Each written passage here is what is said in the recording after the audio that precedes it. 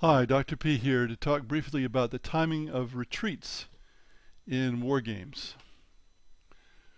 You might at first think this is an odd subject, but when and whether you allow retreats from battles on a strategic scale makes a big difference to gameplay. There are three major choices. The defender is able to retreat before any fighting, which is rare. That either side can retreat after one or more sessions of fighting, or that there's no retreat, in other words, fight to the death for the defender, or variations of that, for example, no retreat for either side or no retreat for the attacker.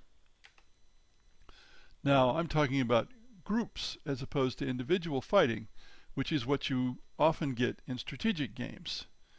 In tactical games, you're going to get individual units retreating, and it doesn't make so much difference. RTS, for example, the fighting is tactical. Each individual unit is shooting or being shot at. In effect, the tactical game is playing out one occurrence of combat at a strategic scale. Now, this doesn't apply to games like Old Computer Civilization, which had an eccentric combat style where just one unit of each group fought one unit of the enemies at a time, sort of in two stacks. For example, in Risk, the attacker can stop attacking, which is effectively retreating after at least one round of combat. The scale is unspecified, but it's worldwide, obviously strategic. The defender, if I recall correctly, has to fight to the death. In Axis and Allies, the defender definitely has to fight to the death. The attacker can retreat. The scale there is very large, and in many versions it's worldwide. In my game Britannia, either side can retreat after each round of battle. The scale is large areas of Britain, but over 50 to 75 years, so the time scale is very long. Migrations. Now the first is defender can retreat before any fighting, which is quite unusual, and if it's usually used only for certain units. For example, in pre-gunpowder games, cavalry may be able to retreat from a non-cavalry army before any fighting, and that makes a lot of sense. But if this rule is used in full, that everyone can retreat before combat, it makes it really hard to eliminate any enemy units, because frequently the defender's not going to stay there when they're more likely to get killed than the attacker, and they'll retreat. So this is better used in a game with relatively few units.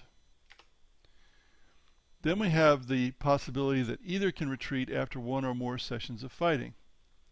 This is my preferred method because it gives the most choice to players. And I think games are about giving choices to players. Now, if the lethality of a round of combat is low, it'll be hard to eliminate many enemy units because after one round they'll retreat. So the overall number of units should be low. Now, Britannia uses this method.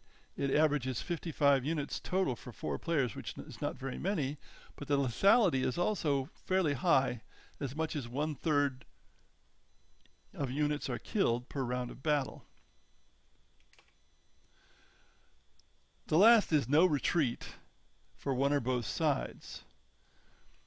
Now this is more likely to be used in a game with many units, such as Axis and Allies or Risk. No retreat for the defender is a way to be sure many units get slaughtered. It also avoids a dance back and forth between two locations. In other words, the attacker attacks, fights around the battle, the defender retreats. Defender's turn, they reinforce, they attack the same place. The former attacker is now the defender. If they're outnumbered, they decide to retreat.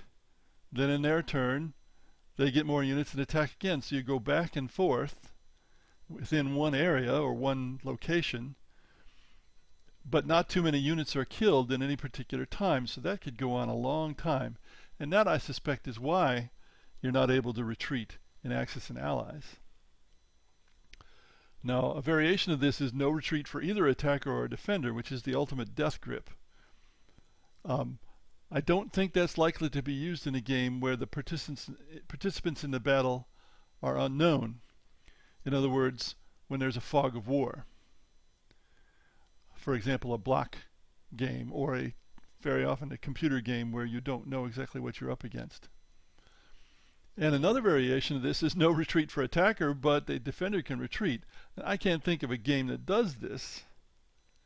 What happens is we assume the attacker has the initiative and consequently has more freedom of action. So this question is similar in effect to when do players score points. It's a small choice that makes a big difference in how the game plays.